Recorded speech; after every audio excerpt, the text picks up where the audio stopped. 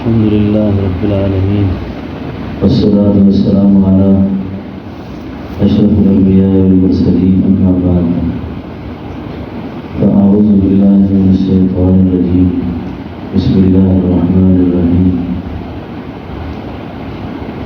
يا أيها الذين آمنوا استعينوا بالصبر والصلاة إن الله مع الصابرين وقال تعالى لكي لا تأسوا على ما فاتكم ولا تفرحوا بما آتاكم والله لا يحب كل مختال فخور صدق الله مولانا العظيم. درود شریف پڑھیں. اللهم صل على سيدنا محمد الأرواح اللهم صل على جسد محمد في الأجساد اللهم صل على قبر محمد في القبور.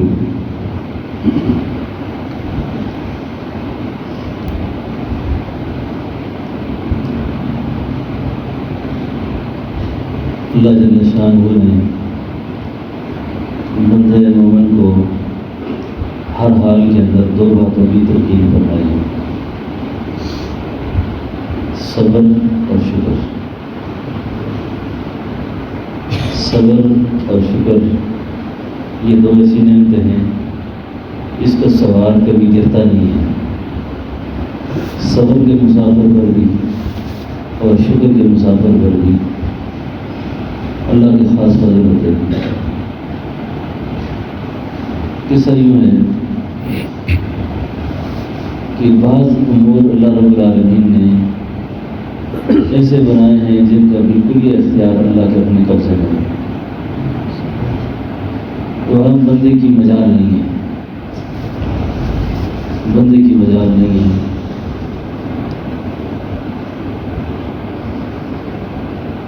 غالباً کسی بزرگ کا شعر ہے: جہاں پر فکر کی پرواز بھی دم توڑ گئی، جہاں پر فکر کی پرواز بھی دم توڑ گئی، ہے تیرے علم کا فیضان وہاں سے آ گئے. جہاں پر فکر کی پرواز بھی دم توڑ گئی، ہے تیرے علم کا فیضان وہاں سے آ گئے. جہاں انسان کی محدود عقل اپنی بساط کو لپیٹ لیتی ہے، جہاں انسان کی محدود عقل جواب دے دیتی ہے، وہاں سے اللہ کی حکمتوں کے خزانے، اللہ کی بڑھائی، اللہ کی کبریائی وہاں سے آگے شروع ہوتی ہے. پھر میں یوں کرتا تو یوں نہ ہوتا، یوں کیا تھا تو اس لیے ایسے ہوا، اگر ایسے کرتا تو ایسے ہو جاتا. یہ ساری باتیں محض باتیں ہی رہ جاتی ہیں اور اللہ کا امر اپنا کام کر جاتا ہے. میں یہ خطاب اس وقت زیادہ تر اپنے آپ کو کر رہا ہوں.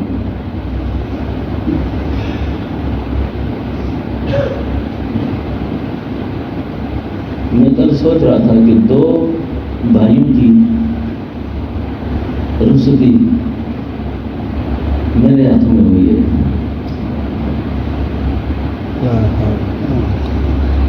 دونوں کو خون سے وضو اور غسل کرتے خود دیکھا ہے. بڑی عجیب بات سنا رہا ہوں،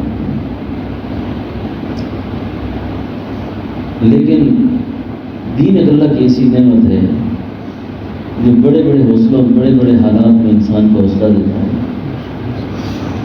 پتہ نہیں اگر دین نہ ہوتا تو انسان کتنی گمراہی ہو رہا ہوتا، کتنے وہ گلے کرتا، کتنے وہ شکوے کرتا، کتنی شکایات لگ کے انبار لگا دیتا.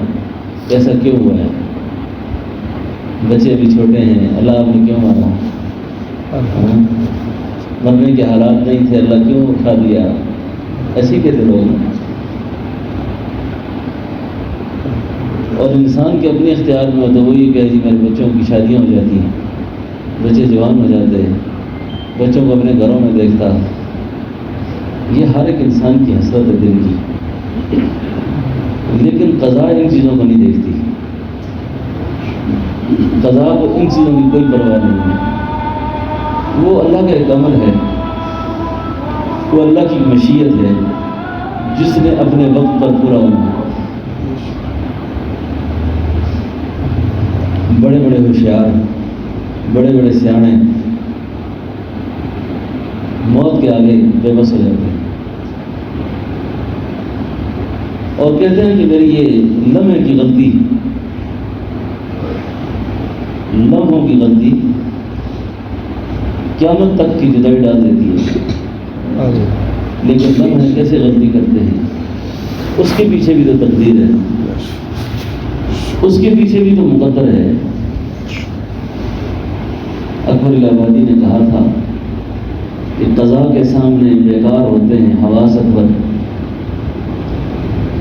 قضا کے سامنے بیکار ہوتے ہیں حواس اکبر، کھلی ہوتی ہیں وہ آنکھیں مگر بینا نہیں ہوتی.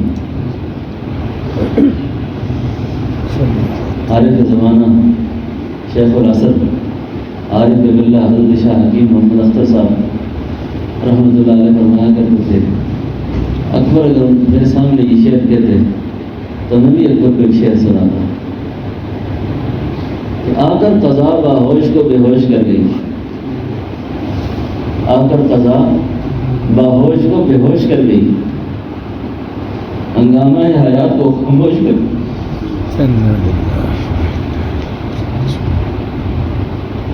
بالکل 100% عقل آدمی کی کام کر رہی ہوتی ہے. اگلے لمحے کیا ہو گیا؟ مدتوں سے یہ شعر پڑھتے سنے آئے تھے کہ آگاہ اپنی موت سے کوئی بشر نہیں، ساواں 100 برس کا پل کی خبر نہیں.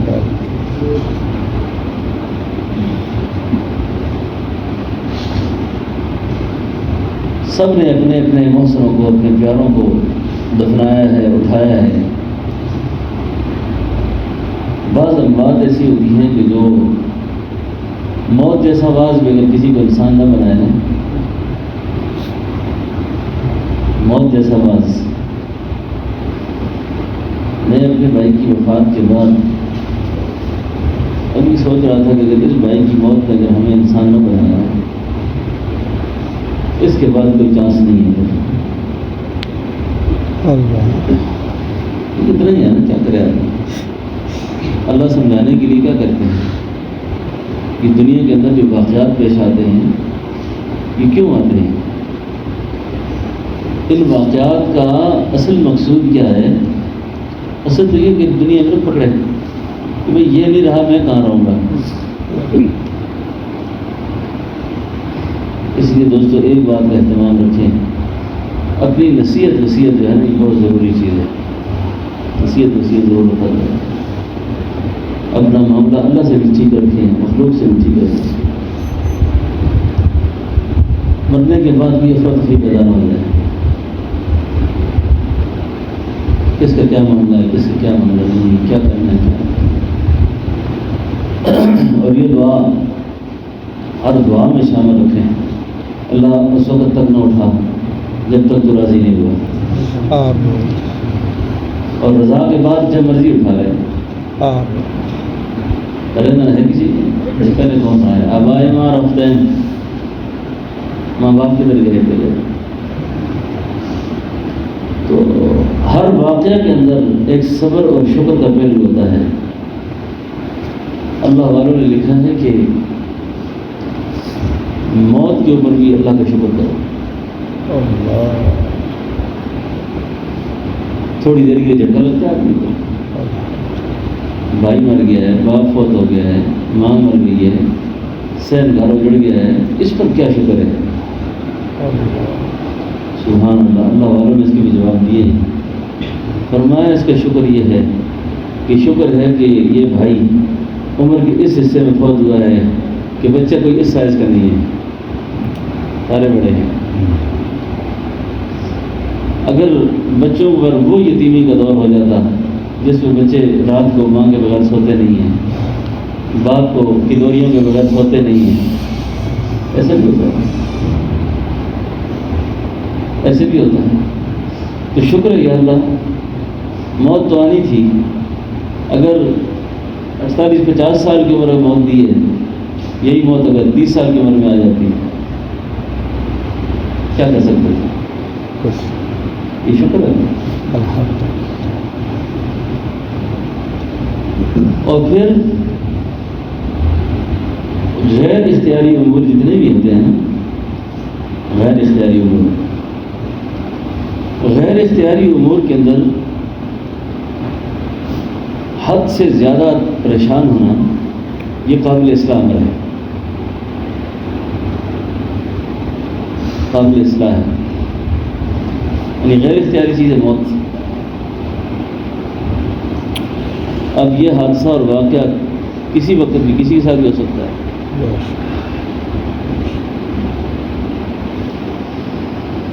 اس لیے تو حالات اور واقعات پر شکر بھی کرے اور ساتھ صبر بھی کرے. اور واویلا کرنا، پیٹنا، چیخنا، چلانا یہ اللہ کو پسند نہیں ہے. اور رونا رسول اللہ صلی اللہ علیہ وسلم اپنے 18 مہینے کی لخت جگر کو گود میں اٹھائے ہوئے آپ کی آنکھوں سے موتیوں کی طرح آنسو بہ رہے تھے، رو رہے تھے آپ. اور ایک صحابی نے پوچھا حضور آپ جیسی مقدس ہستی بھی روتی ہے، آپ بھی روتے ہیں؟ تو آپ فرمانے لگے میں رونے سے منع نہیں کرتا، میں پیٹنے سے منع کرتا ہوں، چلانے سے منع کرتا ہوں کہ آدمی پیٹنا شروع ہو جائے. ایسا کیوں ہوا؟ ایکسیڈنٹ کی موت ہو، پیٹ کی بیماری ہو، یہ شہادت کی موت ہے. اور شہادت کسی بھی مومن کی تمنا ہوتی ہے. اور حدیث میں آتا ہے کہ جہاد کا جو مسئلہ ہے نا، جہاد کا بعض لوگوں کو اللہ تعالیٰ قیامت والے دن ایسے مقامات سے سرفراز کریں گے جو مقام خالص شہداء کے لیے رکھیں گے، خالص شہداء کے لیے. تو یہ دنیا میں جو حادثاتی موت سے جو لوگ مر جاتے ہیں اللہ ان کو وہ مقام دینا چاہتے ہیں تاکہ شہید گلہ نہ کریں ہم تو خون بہا کر آئے، آپ نے اس شخص کو بھی وہی مقام دیا جو ہمیں دیا. اللہ رب العالمین بعض اوقات مقام دینا چاہتے ہیں، نوازنا چاہتے ہیں. اس نوازنے کے لیے یہ تکلیف اور پریشانیاں ہم دیکھتے ہیں.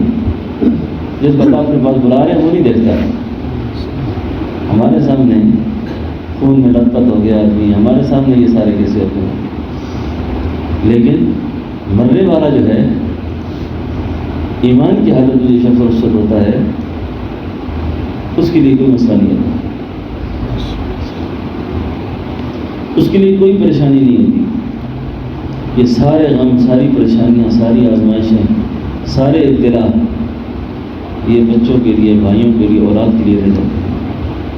ان کا پھر امتحان اس پر ہوتا ہے اب وہ کیا کرتے ہیں، اب وہ کیا کریں گے. اللہ اکبر. اب وہ پیچھے کیا معاملہ کرتے ہیں. اللہ رب العالمین صبر کی تلقین بہت کرتے ہیں، صبر کی. اور صبر کے انعام پر میت ملتی ہے، میت اللہ کی میت نصیب ہوتی ہے. ان اللہ مع الصابرین. نمازی کو نہیں کہا میں تیرے ساتھ ہوں، روزہ دار کو نہیں کہا، صبر کو کہا ہے میں تیرے ساتھ ہوں.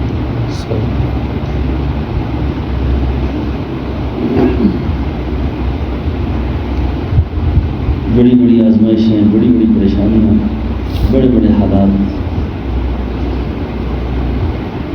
جان پر اگر آ جائے نا جی، اس کو آزمائش انفس کہتے ہیں. نفس کی آزمائش، جان کی آزمائش. ہمارے حضرت جی صاحب رحمۃ اللہ علیہ کہا کرتے تھے کہ کبھی دعا میں یہ نہ کہا کریں کہ اللہ مجھ پر آزمائش نہ ہے، بلکہ یوں کہیں کہ اللہ ایسی آزمائش لاؤ جو آئے گزر جائے پتہ نہ چلے. قادر ہے نا آپ اس میں. باقی بھائی بات اس طرح ہے کہ دنیا واقعتاً ایک بہت بڑے صدمے کا نام ہے، ایک بڑے حادثے کا نام ہے. کون جیتا ہے، اگلے لمحے کیا ہوتا ہے کچھ پتہ نہیں. لیکن سعادت مند شخص، سعادت مند جن لوگوں میں، جس آدمی نے زندگی گزاری ہوتی ہے نا، وہ اس کی زندگی کی گواہی اچھے طریقے سے دے سکتے ہیں. میں نے جنازے کے موقع پر، کیونکہ جہاں بھائی رہتے تھے دفن ہوئے، وہاں میرے والد صاحب تقریباً ہم 60 سال کے وہاں کے امام ہیں. 60 سال سے والد صاحب آئے تھے. میں نے وہاں دوستوں سے اعلان میں کہا، میں پورے یقین سے بات کہتا ہوں کہ جب سے میرے بھائی اس گاؤں میں استاد ہیں، سینکڑوں شاگرد ہیں ان کے یہاں پر، کوئی آدمی یہ نہیں کہہ سکے کہ کبھی ہم نے کسی بد اخلاقی کی ہو.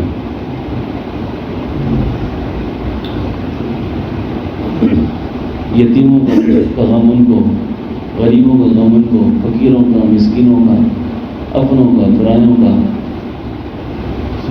ایک غم سوار رہتا تھا.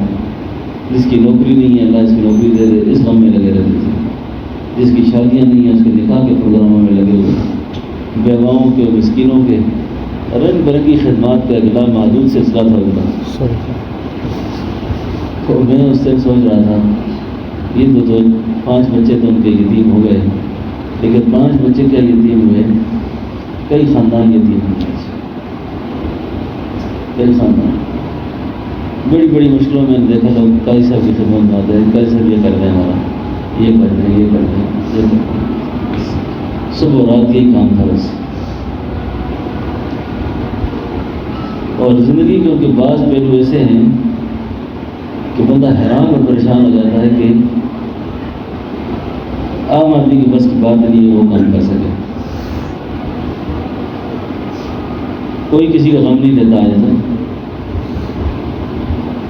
بھائی کو ہر ایک غم، گاؤں میں کتنے بیمار ہیں، کتنے کے پاس علاج کے پیسے نہیں ہیں، کہ کیا عادت ہے، کیا عادت ہے، بس سب کو لے کر شہر کے اسپتالوں میں پھرنا، ان کا غم کرنا، ان کا پیچھا کرنا. جی یہ رمضان کا مہینہ آ رہا ہے، اس رمضان کے مہینے میں مجھے لسٹ ایک بھیج دیتے کہ شہر میں اتنی بیوائیں ہیں، اتنے غریب ہیں جن کے رمضان کا مسائل ہے بہت، ان کے راشن کا انتظام کریں، ان کے عید کے کپڑوں کا انتظام کریں، ان کے یہ کریں، ان کا وہ کریں. ان خوبیوں کے ساتھ متصف آدمی. اور پھر اس دن ہمارے یہاں تقریب میں جب آئے ہوئے تھے، نظم کے مطابق کوئی خدمت میں نے ان کے حصے میں نہیں رکھی تھی، لیکن یہاں کی ساری خدمت نے اپنا ذمہ لے لی. اور اجل جب آتی ہے نا انسان کی، میں نے 3 بار ان کو گاڑی میں بیٹھنے سے منع کیا، 3 بار. ایک دفعہ بھی باقی ہوتا ہے نا، ایک دفعہ میں نے آہستہ سے کہا نہیں نہ جائیں، دوسری دفعہ اونچی آواز سے کہا تھا نہ جاؤ جی، تیسری دفعہ میں نے کہا آپ اپنی عادت دیکھیں، کپڑے ابھی تک آپ نے نہیں پہنے، صاف کپڑے نہیں پہنے، چلوں پہ لگے ہوئے ہیں، تھکے ہوئے ہیں، آپ آرام کریں، ابھی پہنچا کے آتے. اب اللہ کی مشیت پوری ہونی ہوتی ہے، اللہ کی مرضی نے اس جگہ پورا ہونا تھا، کیا کر سکتے ہیں.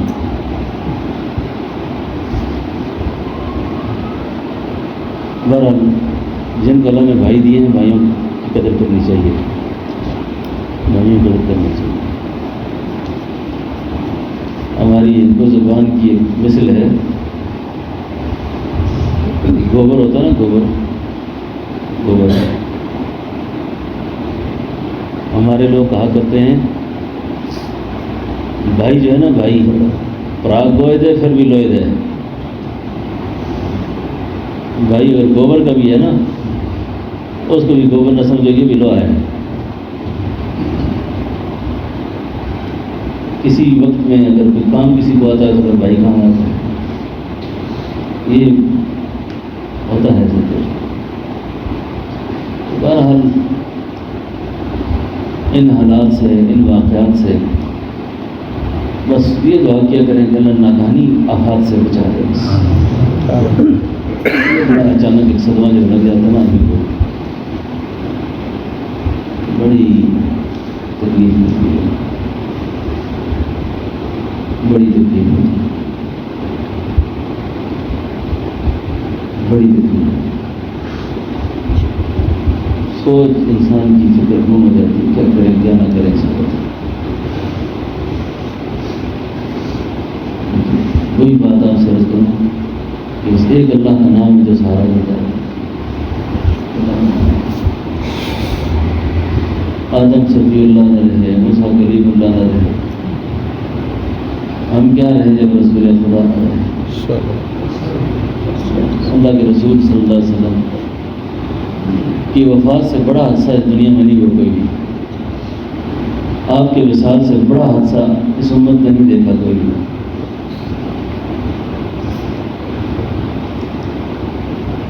ایسا حادثہ، اتنی فضا سوگوار تھی کہ کوئی کسی سے بات نہیں کر رہا تھا۔ سیدنا عمر تو یہاں تک تیار ہو گئے کہ خدا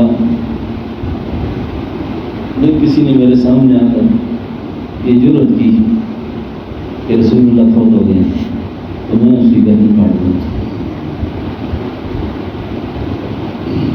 کسی میں اگر یہ ضرورت ہے تو سیدنا ابوبکر صدیق رضی اللہ عنہ نے بڑا بلیغ خطبہ ہے کتابوں میں، بڑا ایک جامع خطبہ ہے جو انہوں نے کھڑے ہو کے ارشاد فرمایا۔ ہر غم کے موقع پر نہیں تھی، ہر دور کے اندر ساری اگر رونے والے ہو نا اس کام میں چلتے تھے۔ اللہ نے کوئی نہ کوئی استقامت کا بار رکھا ہوتا ہے جو رونے والوں کے ساتھ رو تو لیتا ہے لیکن اپنے غم کو اندر چھپانے کی پوری کوشش کرتا ہے۔ اگر سارے اس طرح ہو جائیں تو پھر نظام کیسے چلے؟ میں نے ایک بزرگ کو غم کے موقع پر دیکھا تھا کہ جب ان کے سامنے نام آتا تھا ان کے بیٹے کا تو اپنے دانتوں کو ہونٹوں کو چبا لیتے تھے، ہونٹوں کو چبا لیتے، ضبط کرتے ضبط۔ تو سیدنا ابوبکر صدیق کا ضبط بھی اس نے دیکھنے والا تھا، دیکھنے والا تھا۔ ان کے خطبے کے بعد بہت حوصلہ ہو گیا صحابہ کو، بہت حوصلہ ہو گیا۔ بہرحال صاحب کو جانا سب نے رہنا نہیں کسی نے۔ 40 سال کی عمر ہو گئی نا، اس کے بعد زندگی اصل سے مغرب ہے۔ میں یہ جملہ بہت دفعہ دہرا چکا ہوں کہ بزرگوں نے لکھا ہے کہ 40 سال کی عمر کے بعد بندے کو اپنا دل کالا نہیں کرنا چاہیے، آرام توڑ نہیں کرنی چاہیے، کوئی ایسا غلط کام نہیں کرنا چاہیے۔ 40 سال سے پہلے کوئی مستثنا نہیں ہے کہ آدمی 40 سال سے پہلے جو مرضی کرے، لیکن کم از کم اب تو ہوش ہونا چاہیے۔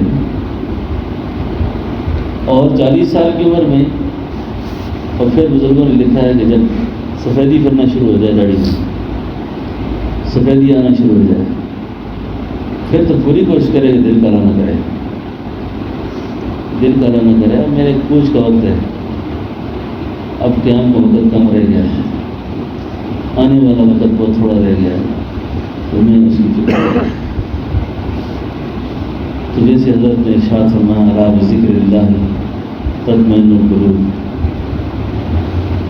میں آپ کو بڑی عجیب بات سناؤں، جس رات بھائی کو دفن کیا نا، اس دن جو میں نے فجر کا مراقبہ کیا،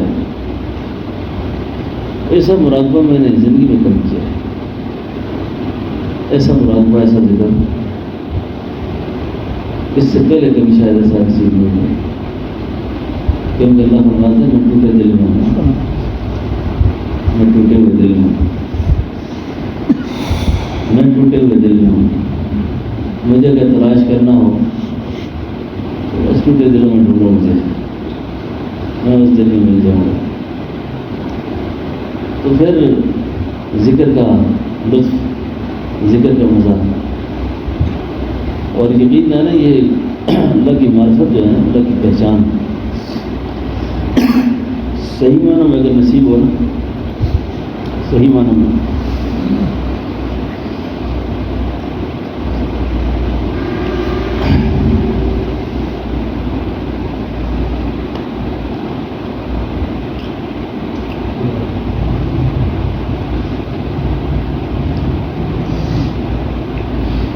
ہمارے بزرگوں میں حضرت تھانوی رحمۃ اللہ علیہ نے قرآن کریم کی ہر آیت سے معرفت اور سلوک کا استعمال فرمایا، اللہ کی معرفت کو ثابت کیا۔ اور جو آیت میں پڑھنے لگا ہوں، اس آیت کریمہ میں نا اللہ پاک نے لکھا ہے لا تأسوا علی ما فاتکم ولا تفرحوا بما آتاکم واللہ لا یحب کل مختال فخور۔ اس آیت کا جو خلاصہ ہے نا کہ آدمی سے جب کوئی چیز ملتی ہے نا تو اس کی حالت اور ہوتی ہے، اور جو چیز کھو جاتی ہے نا اس سے واویلا زیادہ کرتا ہے اور ضائع ہونے پر افسوس زیادہ کرتا ہے، ملنے پر اترانا شروع ہو جاتا ہے، اپنی خوبی اور اپنے کمالات گنتا ہے، میں نے ایسے کیا، میں ایسا کر رہا ہوں، اور کوئی چیز آیا ہو گئی تو یہ فلاں نے کیا سارا، یہ اس کی وجہ سے ہوا یہ سارا۔ اس پر حضرت نے ایک بڑا عجیب واقعہ لکھا ہے، فرماتے ہیں کہ یہ معرفت اللہ کی، اس کا حصول فرض ہے، اس کا حصول فرض ہے۔ آپ اللہ کی ذات پر گرے نہ کریں، شکوے نہ کریں، اللہ کو پہچانیں کہ اللہ ہے کون ہے۔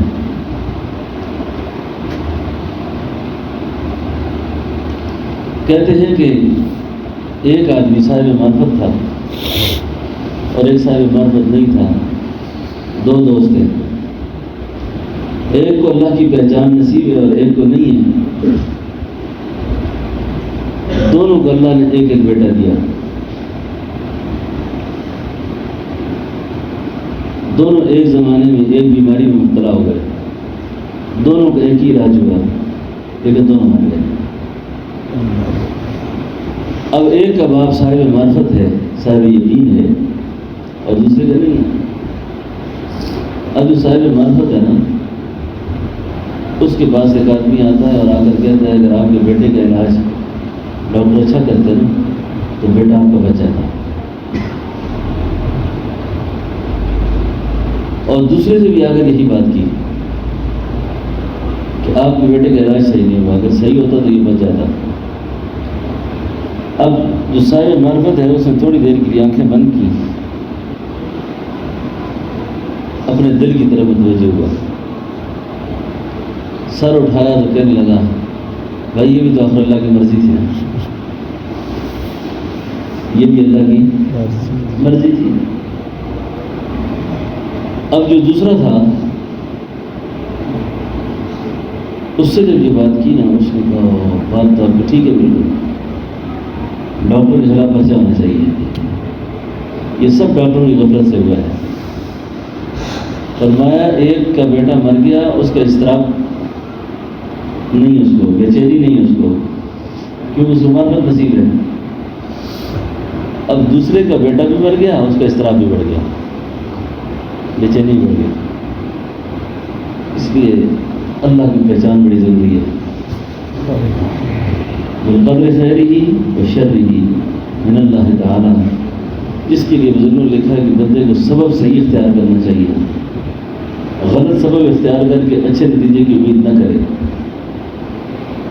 لیکن اگر سبب بھی غلط استعمال کرتا ہے اور اس سے اچھا نتیجہ برآمد ہوتا ہے پھر اللہ کی شان نہیں ہے، اور سبب غلط اختیار کر کے اچھے نتیجے کی امید رکھتے یہ غلط کرتا ہے۔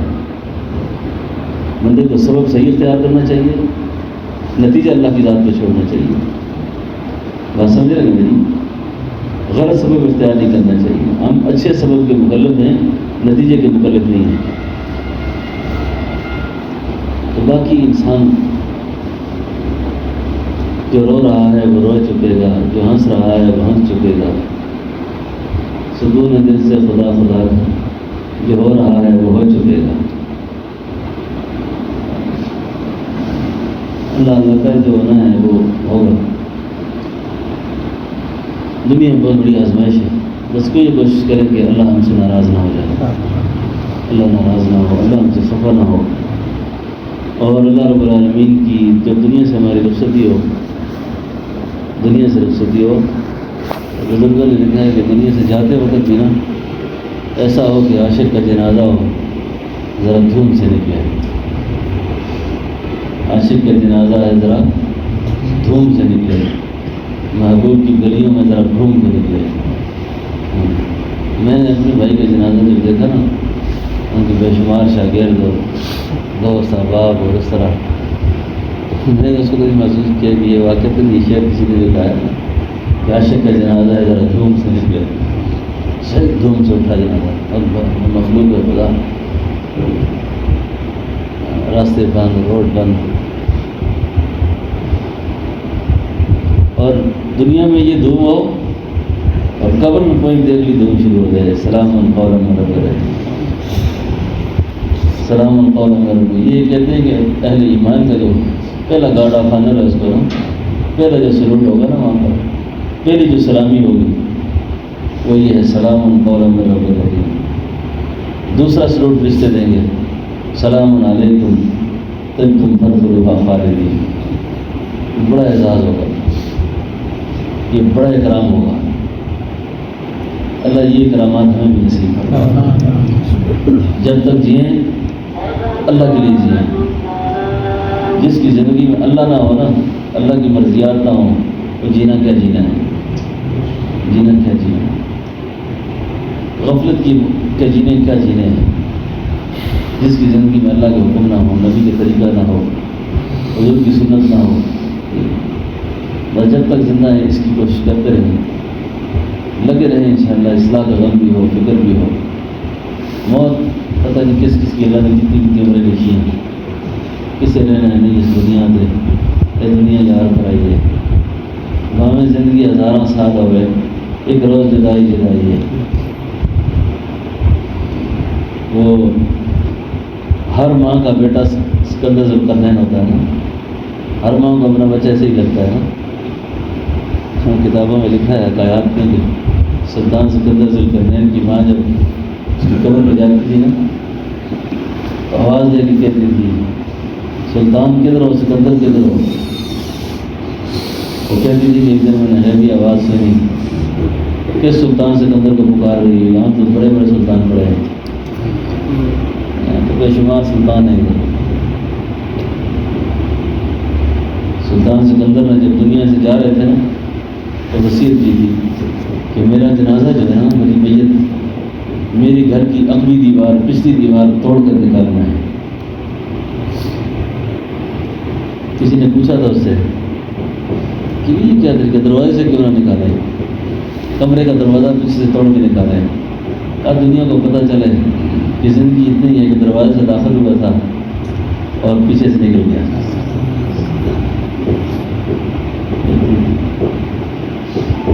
حضرت نوح علیہ السلام جب ملک الموت آئے تھے آخری وقت، تو نوح علیہ السلام کی روح مبارک کو جب قبض کیا جا رہا تھا، تو آیات واقعات کی کتابوں میں لکھا ہے کہ نوح علیہ السلام سے پوچھا، اور اللہ کے پیغمبر اتنا زمانہ گزارا، کوئی گھر ور نہیں بنایا آپ نے، کوئی مکان کوٹھی تیار نہیں کی، تو نوح علیہ السلام نے اس کو جواب دیا تھا، صبح ہوتی تھی تیرا انتظار تھا، رات ہوتی تھی تیرا انتظار تھا، اب اسے انتظار میں زندگی گزاری ہے، مکان کہاں بنا کر، کیا آپ کب آئیں گے، کب آئیں گے آپ؟ ٹھیک ہے، اور جس شخص کی موت کا وقت جہاں مقرر ہے نا، بھائی کی موت اللہ نے وہاں لکھی تھی، اس طرح لکھی تھی، یہاں مسجد کے اندر بڑا ایک نورانی اور روحانی ماحول تھا، اس سے کس طرح وہ اٹھ کے نکلے یہاں سے۔ اس پر مجھے ایک بات یاد آتی ہے کہ وہ سلیمان علیہ السلام کی مجلس میں نا ایک شخص بیٹھا ہوا تھا نا، ملک الموت اس کو یوں گھر رہا تھا بار بار، ایسے بار بار سوچ. انہوں نے سلیمان علیہ السلام سے کہا یہ آدمی سارے مجھے ہی گھور رہا ہے، مجھے سے بڑا خطرہ ہے اس سے، یہ آدمی مجھے کیوں دیکھتا ہے بار بار؟ تو مجھے یہاں سے ہوا کو حکم نے چھاٹ کرے یہاں سے، یعنی 6-7 پہاڑ اس طرف اس کا گھر ہے. تو اللہ تعالیٰ نے تابع کر رکھی تھی ہوا حضرت سلیمان علیہ السلام کی. تو سلیمان علیہ السلام نے ہوا کو حکم دیا کہ اس کو لے جاؤ اس کے اپنے گھر، کیونکہ کتابوں میں لکھا ہے کہ ملک الموت کے پاس ایک لسٹ پکڑی ہوئی تھی ہر وقت، جگہ، مقام، محل، نام، یہ آدمی کہاں رہتا ہے، اس کو موت کہاں آئے گی، وہ پوری تفصیل لکھی ہوتی ہے. کہ لگے جو اس دن کی لسٹ میں نے اٹھائی نا، اس بندے کا نام تو یہ تھا لیکن مقام میں نے دیکھا یہ تھا. میں دور دور دیکھ رہا تھا، مجھے تو حکم ہے اس جگہ کا، یہ یہاں کیا کر رہا ہے، یہ یہاں کیا کر رہا ہے.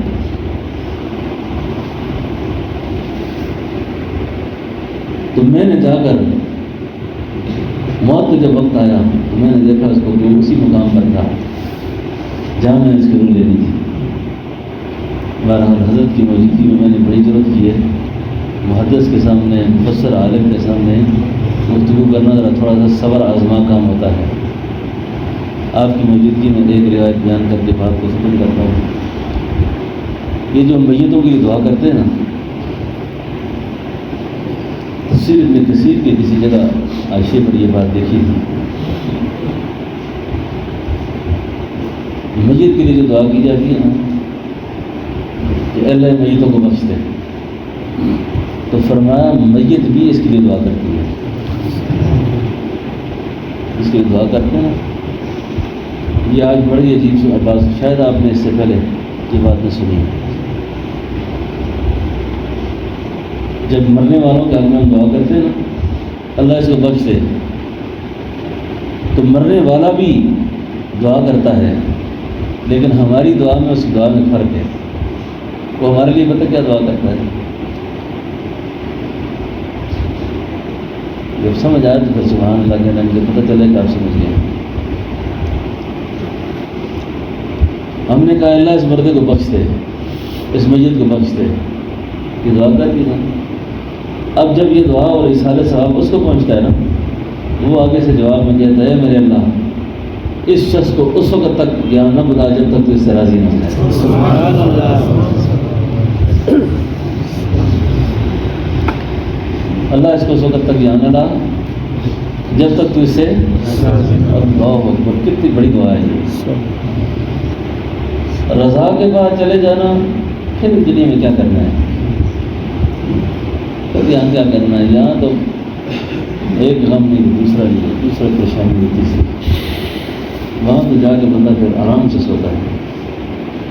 آئے اشاق گئے وعدہ فردہ لے کر، آئے اشاق گئے وعدہ فردہ لے کر، اب ڈھونڈنے چراغ رفیق زیبا لے کر. اور اپنے بھائی کی زندگی جو میرے سامنے تھی نا، اس کو بھی میں ایک شعر میں 2 دن سے میں سوچ رہا ہوں کہ اس شعر کا مصداق تو ہوا نہیں. میر تقی میر کا شعر ہے یہ، رو میں ہے رخش عمر، رو میں ہے رخش عمر، دیکھیے تھمیں کہاں. رو میں ہے رخش عمر، رو فارسی کا لفظ ہے، رخش فارسی میں گھوڑے کو کہتے ہیں. زندگی کا گھوڑا سر پٹ دوڑ رہا ہے، زندگی کا گھوڑا سر پٹ دوڑ رہا ہے. رو میں ہے رخش عمر، دیکھیے تمہیں کہاں. یہ زندگی کا گھوڑا جو سر پٹ دوڑ رہا ہے، پتہ نہیں یہ کہاں جا کے رکے گا. صبح نکلے ادھر جانا ہے، ادھر جانا ہے، یہ کرنا ہے، وہ کرنا ہے، یہ دینا ہے، وہ دینا ہے، اس کو ملنا ہے، اس کی تعزیت کرنی ہے، اس کا جنازہ پڑھنا ہے. رو میں ہے رخش عمر، دیکھیے تھمیں کہاں. نئے باغ ہاتھ میں نہ پائے رکاب میں، نئے باغ ہاتھ میں نہ پائے رکاب میں. اس گھوڑے کی نہ تو رکاب میرے پاس پکڑی ہوئی ہے، نہ میرے پیر اس کے. یہ زندگی کا گھوڑا ہے، سر پٹ دوڑ رہا ہے سب کا. بس پوری کوشش کریں صبح سے لے کے رات تک، صبح سے لے کے رات تک کسی کو دکھی نہ کریں، کسی سے بددعا نہ لیں، کسی سے بددعا نہ لیں، کسی کو پریشان نہ کریں۔ یہ بھی آپ کے لیے بہت بڑی نعمت ہے کہ آپ کسی کو پریشان نہ کریں۔ مولانا طارق جمیل صاحب کے پاس جب بیٹھے ہوئے تھے تو وہ کہنے لگے یہ بھی بہت بڑی دعوت ہے کہ آپ کسی کے پاس بیٹھیں اور اس کو آپ کی وجہ سے تکلیف نہ ہو، آپ کی وجہ سے اس کو تکلیف نہ ہو۔ آپ کسی کو پریشان نہ کریں، آپ کسی کو دکھی نہ کریں، کسی کو غمگین نہ کریں۔ جہاں تک خیر ہو سکے کسی کو پہنچانے میں، خیر پہنچا سکتے ہوں تو خیر پہنچانے کے لیے آخری حد تک جائیں، جہاں تک جا سکتا ہے، جہاں تک خیر پہنچانے میں جا سکے وہاں تک جائے۔ مرنے کے بعد یہی کوئی صدقہ جاریہ ہے۔ اور دوسری بات میں عرض کروں، مرنے کے بعد نہ جی اپنی اولاد سے کوئی امید نہ رکھیں، پیچھے رہنے والوں سے کوئی امید نہ کریں۔ جو کچھ کر سکتے ہیں خود کر لیں بس۔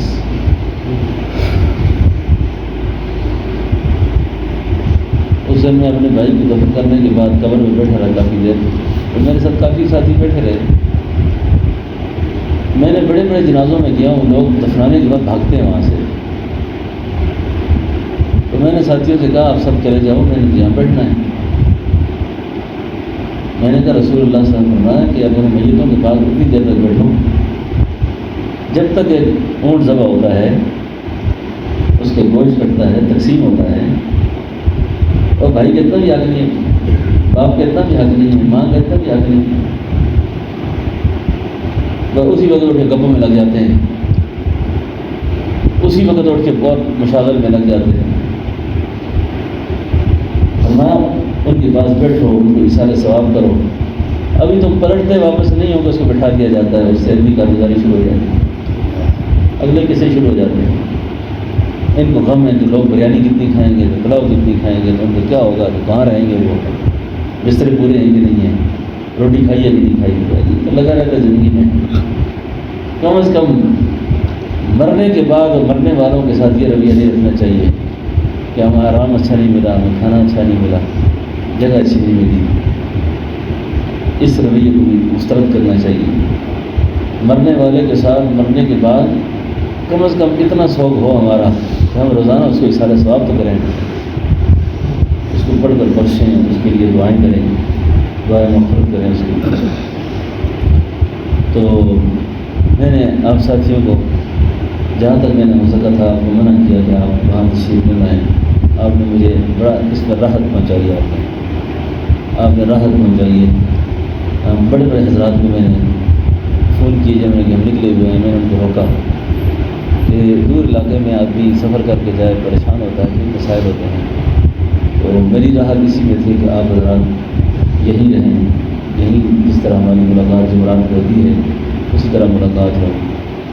مرنے والے پر بوڑھوں پر کس کو صدمہ نہیں ہوتا ہے، کہ جوان موت ہو تو ہر آدمی میں دل سے صدمہ ہوتا ہے اس کا جی۔ اور پھر مرنے والا بڑا عظیم آدمی ہونا جس کے ساتھ کوئی لوگوں کی خدمت میں وابستہ ہو۔ وہ ہمارے حضرت جی صاحب جب فوت ہوئے نا، حضرت جی جب فوت ہوئے تو وہاں تعزیتی بیان لوگ کر رہے تھے نا، تو ایک سیدھا سا آدمی آیا، اس نے بڑی عجیب بات کی، سیدھا سا ایک آدمی آیا، اس نے ایسی ایک عجیب بات کی نا جو بات مجھے دل میں لکھی گئی۔ اس نے حضرت کی اولاد کو ہمیں مخاطب کر کے کہا، اپنی ہندو زبان میں کہنے لگا، اور جڑیوں میں بھی کیسا کرتے ہیں، آپ بھی کسی کے باپ ہوں گے، میں بھی کسی کا باپ ہوں، لیکن تمہارا باپ بہت ہی عظیم تھا۔ ایسے باپ صدیوں میں آتے ہیں، ایسے باپ بن جانا کوئی کمال نہیں ہے کہ ہم بھی کسی کے باپ ہیں۔ ایسا باپ مرے جب دنیا سے اٹھے تو پتہ چلے کوئی بنا گیا دنیا سے، صرف باپ ہی بننا کمال نہیں ہے، میں باپ بن گیا ہوں۔ ایسا باپ ہو، ایسا آدمی ہو کہ جب تک زندہ رہے تو پھر بھی دنیا پر رشک کرے، اور جب مرے پھر بھی رشک آئے اس پر۔ یقیناً علماء کی، اہل اللہ کی، نیک لوگوں سے جن کے بھی تعلق ہوئے ہیں، جن کی موتیں اور ان کا اٹھنا دنیا میں بڑا اثر محسوس کیا ہے۔ بڑے بڑے حادثے محسوس کیا، ورنہ ہم نے دیکھے ہیں بڑے بڑے لوگ، بڑے بڑے دنیاوی عہدوں پر فائز، جنازے میں چند لوگ بھی نہیں ہوتے، غسل دینے والا بھی کوئی نہیں ہوتا، کفن دفن کے لیے بھی کرائے پہ لوگ لائے جاتے ہیں۔ یہ اللہ کے دین کی برکات ہوتی ہیں، اللہ کے نام کی برکت ہوتی ہے، اللہ کے نام کی نسبت ہوتی ہے کہ کسی مخلوق کا خدا آتی ہے۔ بہرحال اللہ رب العالمین ہم سب کو موت کی تیاری نصیب فرمائے، قبر حشر کی تیاری نصیب فرمائے۔ رمضان کا مہینہ بہت قریب ہے، بس اس رمضان کے مہینے میں پوری کوشش کریں کہ رمضان کے شروع ہونے سے پہلے ہی پہلے ہو سکے تو اپنے معاملات سمیٹ لیں سارے، اور رمضان کم از کم اللہ کے گھر میں گزرے، بس نماز اعمال میں گزرے تو زیادہ اچھا ہے۔ دنیا کے دندوں میں، دنیا کے کاموں سے کبھی فرصت نہیں ہوگی کسی کو بھی۔ یہ ایک دلدل ہے دنیا، جتنا آگے جائے گا پھنستا جائے گا۔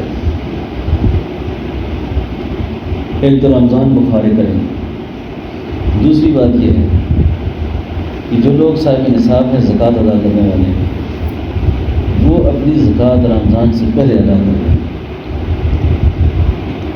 اور جن کی زکوٰۃ نہیں ہے لیکن ان کے پاس اتنے پیسے ہیں کہ وہ رمضان اپنا اچھا گزار سکتے ہیں، ان کے لیے یہ ہے کہ وہ بھی اپنے غریب بہن بھائیوں کو، رشتہ داروں کو، احباب کو، مدارس کے طلباء کو، ایسے لوگوں کو، تاکہ رمضان مبارک کے اندر ان کی فکر متاثر نہ ہو، فکری طور پر یکسو ہوں، وہ اپنے معمولات آرام سے کر سکیں۔ ورنہ غریب آدمی جیب میں پیسہ بھی نہ ہو، روزہ بھی ہے، ایک پریشانی ہے، دوسری پریشانی ہے، کم از کم جن کو اللہ نے مال دیا ہے وہ لوگ ان کے لیے حوصلہ بنے اور سہارا بنے، اپنے بہن بھائیوں کو، رشتہ داروں کو، اقارب کو، مسکینوں کو، غریبوں کو اس موقع پر ضرور یاد کریں اور اپنے حصے سے پڑھ کر ادا کریں۔ اللہ نے جیسے ہمیں حساب دیا ہے تو ہمیں بھی اللہ کے ساتھ حساب نہیں کرنا چاہیے، ٹھیک ہے نا جی۔ اور میں اکثر ساتھ سے کہتا رہتا ہوں کہ حضور کی اخلاق اور حضور کی سنت میں کبھی اس سنت کو بھی زندہ کر لیا کریں کہ آقا سے کوئی شخص قرض مانگتا تھا نا تو آپ نے کبھی انکار نہیں کیا، کبھی انکار نہیں کرتے تھے۔ اور ایک زمانہ آپ پر یہ بھی تھا کہ آپ کے پاس قرض پیسے نہ ہوتے لیکن کوئی مانگتا آپ سے نا تو آپ فرمایا کرتے تو کسی سے لے لے، تیرا قرض میں دے دوں گا، تو کسی سے لے لے، تیری طرف سے میں دے دوں گا۔ یقین یعنی یہ بہت بڑے حوصلے کی بات ہے۔ سنت کے اس پہلو کو بھی زندہ رکھیں سر، اور صرف زکوٰۃ خیرات کا نہ رہا کریں کہ غریبوں کو زکوٰۃ خیرات دے کر ہی عطیات دیا کریں۔ عطیات ہمارے بزرگ مجھے فرمانے لگے کہ آل رسول ہوں، سید ہوں، حضور کا گھرانہ ہو، حضور کا خاندان ہو، اس خاندان کو ڈھونڈ کر اس کو ہدایہ پیش کریں، اس کو ہدایہ پیش کریں، کیونکہ ہماری وجہ سے زکوٰۃ پر ہی ہوتی ہے، خیرات پر ہی ہوتی ہے کہ زکوٰۃ خیرات ان کو نہیں دیتے۔ تو اس طرح نبی علیہ السلام کی اولاد میں سے لوگوں کو تلاش کر کے سفید پوش لوگ ہوتے ہیں، ان کو آرام سے ان کی خدمت کرے آتے ہیں، سمجھ رہے ہیں۔ تو ان ساری چیزوں کا ابھی سے اہتمام کریں۔ چند دن ابھی رمضان کو رہ گئے، چند دن ابھی رمضان شریف کو رہ گئے ہیں۔ اللہ جل شانہ سے دعا ہے کہ اللہ پاک ہم سب کی اس حاضری کو بھی اللہ قبول کرے، حلقے کو قبول کرے، اور جو یہاں درود شریف پڑھا گیا، جو معاملات ہوئے، جو بیان ہوا، اللہ اس کے ثواب میرے مرحوم بھائی کی روح کو پہنچائے، اللہ اپنی جنت الفردوس میں اعلیٰ مقام سے۔ میں آپ سب دوستوں کا شکر گزار ہوں کہ غم کے موقع پر دوست کے کام آتے ہیں۔ دوستی کا تعلق یہی ہوتا ہے کہ غم پریشانی کے موقع پہ ایک دوسرے کو دیکھ لے، کام آ جائے، ورنہ ہمارا کیا تعلق ہے؟ خدا کا تعلق ہے۔ اور غم کے موقع پر نا، غم کے موقع پر کسی کو بھی تنہا نہیں چھوڑنا چاہیے، کسی کو بھی تنہا نہیں چھوڑنا چاہیے۔ یہ جو میرا بھائی تھا نا، اس کی ایک خاص بات یہ تھی، جیب میں پیسہ ایک نہ ہوتا تو کوئی بڑے سے بڑا پریشان آدمی ہوتا ہے، کوئی پریشان میں جناب کھڑے، اب کیا مسئلہ ہے، میں جو ساتھ ہوں آپ کے، یعنی جس کا یعنی بڑی سے بڑی پریشانی بندے کی 1 منٹ میں کافور ہو جاتی ہے کہ کوئی اس کو یہ کہہ دے آپ کیوں پریشان، میں جو آپ کے ساتھ کھڑا ہوں، میں ساتھ جاؤں گا انشاءاللہ، اسپتال لے جاؤں گا آپ کو، علاج کراؤں گا آپ کا. کیا نہ کیا اس کی قسمت ہے، وہ ٹھیک ہوا نہ ہوا. اس لیے بزرگوں نے لکھا ہے کہ لوگوں کے حال و حال پوچھ لیا کرو. کسی کا حال پوچھنے سے کوئی ٹھیک تھوڑا ہی ہوتا ہے، لیکن اللہ خوش ہو جاتا ہے، اگلے کا دل خوش ہو جاتا ہے. تو آپ حضرات کی تشریف لائے. ہمارے حضرت شیخ علاؤ الدین صاحب رحمۃ اللہ علیہ دیر اسماعیل خان کے اندر فاضل دیوبند شیخ الاسلام حضرت حسین مدنی رحمۃ اللہ علیہ کے شاگرد تھے، اور بہت بڑے بزرگ شیخ الحدیث ہے. اس حدیث کو ان کی زیارت کا موقع بھی نصیب ہوا، صحبت میں بیٹھنے کا موقع بھی ملا دیر اسماعیل خان میں. تو حضرت ان کے جانشین بھی ہیں اور ان کی مسلک کے وارث بھی ہیں. قرآن یونیورسٹی مکہ مکرمہ سے فاضل ہیں حضرت شیخ الحدیث مولانا قاضی افتخار احمد صاحب. آپ دیر اسماعیل خان سے آئے، مولانا حفیظ الرحمان صاحب اور حضرت قاضی صاحب ابھی ڈیرے سے تشریف لائے ہیں. تو مسافر کی دعا زیادہ قبول ہوتی ہے مسافر کی. تو حضرت اس وقت ہم یقین جانیں کہ یہ جتنی گفتگو میں نے کی ہے یہ صرف جب میں اکیلا ہو جاتا ہوں نا، اکیلے میں شیطان سبق بھلا دیتا ہے نا، تاکہ میں اس لیے یہ ساری باتیں کی ہیں. میں جب اکیلا ہو جاؤں نا، مجھے یہ تقریر اپنی یاد رہے تو میں ادھر ادھر نہ ہو جاؤں. غم زدہ آدمی پھر جاتا ہے، غمگین آدمی پھرا ہوتا ہے. رات کو بچے خیال آتے ہیں، کبھی ایک خیال آتا ہے، کبھی دوسرا خیال آتا ہے، کبھی کیا پریشانی سامنے آ جاتی ہے، پھر کیا کریں گے، اس کا کیا ہوگا. یہ تبھی غم ہے نا جی، اس کو تو کوئی دور نہیں کر سکتا، انسان کے ساتھ لگے ہوئے ہیں. تو یہ ساری تقریر میں نے اپنے آپ کو سمجھانے کے لیے کی ہے، ٹھیک ہے نا. تو حضرت سے درخواست کریں گے کہ حضرت دعا بھی فرما دیں اور ہمارے صبر کی دعا کریں، مغفرت کی دعا کریں، اور ان حلقے کے فقراء کے لیے بھی دعا فرما دیں.